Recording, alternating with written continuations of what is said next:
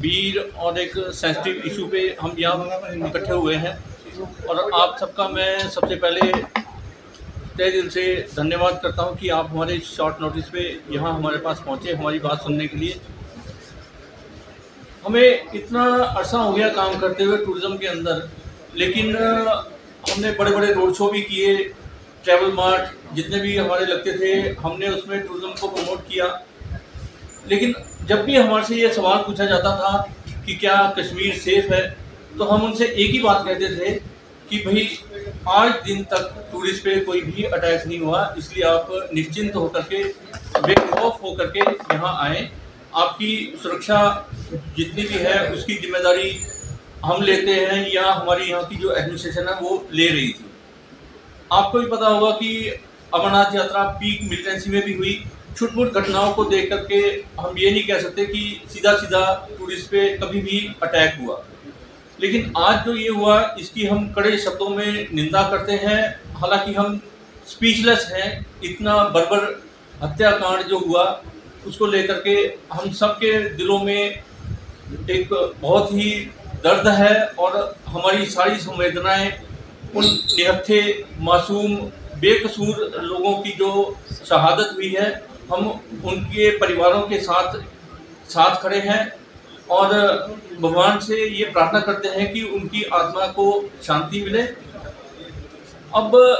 जहाँ तक बात है इस हमले की, तो मैं सीधे तौर पे तो नहीं, लेकिन फिर भी हम ये कहेंगे कि कहीं ना कहीं सुरक्षा में ये चूक रही है। और अगर चाहे वो टूरिज्म डिपार्टमेंट था या यहाँ की लोकल एडमिनिस्ट्रेशन, चाहे एलजी प्रशासन था, अगर उन्होंने एक इस तरह की आइसोलेटेड टूरिस्ट डेस्टिनेशन को खोला था तो कम से कम वहाँ पे सुरक्षा के जितने भी पुख्ता इंतजाम होने चाहिए थे उसके बारे में भी पहले सोचना चाहिए था। और आज हम आप सभी के चैनल के माध्यम से केंद्र की सरकार और हमारे जो डायरेक्टर टूरिज्म का जो विभाग है, हम उनसे, बल्कि हम डायरेक्टर टूरिज्म से ये कहेंगे कि वो इस मुद्दे को केंद्र सरकार, जिसके पास की हमारी जो सुरक्षा की जितना भी तंत्र है वो होम मिनिस्ट्री के पास है, उनसे ये मुद्दा उठाएं कि आइंदा कभी भी आने वाले दिनों में, क्योंकि अब सब जानते हैं कि अमरनाथ यात्रा की आने वाली है, तो इस तरह की चूक जो है वो दोबारा रिपीट ना हो। और इसके साथ साथ हम ये भी कहना चाहते हैं कि जो एक सोशल मीडिया के ऊपर आप भी देख रहे होंगे कि बायकॉट कश्मीर ऐसा जो नैरेटिव एक चलाया जा रहा है, वो भी तुरंत बंद होना चाहिए। क्योंकि अगर हम ये काम करेंगे कि टूरिस्ट जो है उनको हम बायकॉट करने की अगर बात कहेंगे, तो ये सीधा सीधा एक मैसेज जो है वो उन अलगाववादियों को जाएगा जिनके मंसूबे हमें कभी भी कामयाब नहीं होने देने। क्योंकि अगर वहाँ टूरिस्ट नहीं जाएंगे और ये बायकॉट कश्मीर का अगर नैरेटिव चलता रहा, तो उनके जो मंसूबे हैं जिसके लिए उन्होंने ये इतना एक कांड किया है, उसमें वो कामयाब कहीं ना कहीं होते हुए नजर आएंगे।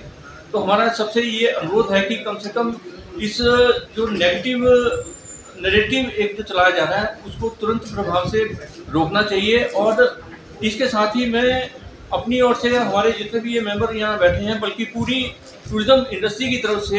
ये एक अपील करना चाहूँगा कि जो ये नैरेटिव चलाया जा रहा है, जो एक नेगेटिव इम्पैक्ट गया है न केवल कश्मीर के ऊपर बल्कि हमारी पूरी टूरिज्म इंडस्ट्री, चाहे वो कश्मीर की है चाहे वो जम्मू की है, सभी जगह ये जो एक नैरेटिव जाया और जो डर का माहौल जो पैदा हो गया, उसको कहीं ना कहीं सुधारने के लिए सख्त से सख्त कदम भी उठाने चाहिए। और मैं अपनी तरफ से और अपने सभी टूरिज्म इंडस्ट्री के जितने भी हमारे स्टेक होल्डर हैं उनकी तरफ से ये एक एडमिनिस्ट्रेशन को, खासतौर पे डायरेक्टरेट ऑफ टूरिज्म जो है उसको ये मैं अपील करना चाहूँगा कि आने वाले फ्यूचर में जो ये एक नेगेटिव इम्पैक्ट जो चला गया है, क्योंकि ये मैं ये कहूँगा कि ये पुलवामा 2 एक अटैक हुआ है, तो इसको जो नेगेटिव इम्पैक्ट गया है उसको पॉजिटिव करने के लिए जो भी पॉलिसीज अडॉप्ट की जाएं या कोई भी स्ट्रेटजीज बनाई जाएं, उसमें कम से कम जो हमारे टूरिज्म के जितने भी स्टेक होल्डर्स हैं उनको इन्वॉल्व करके कोई ऐसी प्लानिंग की जाए ताकि जल्द से जल्द ये जो नेगेटिव इम्पैक्ट है इसको बदल करके हम एक पॉजिटिव नैरेटिव बनाएं, और ताकि जो टूरिज्म इंडस्ट्री को इस वक्त जो सेटबैक लगा है उसको फिर से रिवाइव करने की कोशिश हम, क्योंकि ताली एक हाथ से नहीं बजती है, एडमिनिस्ट्रेशन के साथ हम खड़े हैं और टूरिज्म इंडस्ट्री के साथ भी हम खड़े हैं। तो जो भी पॉलिसीज बनाई जाए उसमें जो हमारे जितने भी स्टेक होल्डर हैं उनको भी उनकी सजेशंस, उनके सुझाव जितने भी लेकर के हैं वो आइंदा आने वाले इस समय में इसको पॉजिटिव कन्वर्ट करने के लिए टूरिज्म इंडस्ट्री बनाए। और इसके साथ एक और जो बहुत ही गंभीर मसला है जिसके लिए हम बात करना चाहेंगे, और वो बहुत ही ज़रूरी है, क्योंकि मैं खुद उन दिनों में जिस वक्त यहाँ पे क्लाउड बर्स्ट हुआ रामबन में, उससे 2 दिन पहले मैं श्रीनगर में था और मैंने अपनी आंखों से देखा कि जो हमारे एयरफेयर थे वो श्रीनगर जम्मू 75,000 तक पहुँच गया, जो कि एक बिल्कुल ही शर्मनाक बात है। और सिविल एविएशन मिनिस्ट्री को हम ये एक अपनी तरफ से अपील करना चाहेंगे कि कम से कम ये जो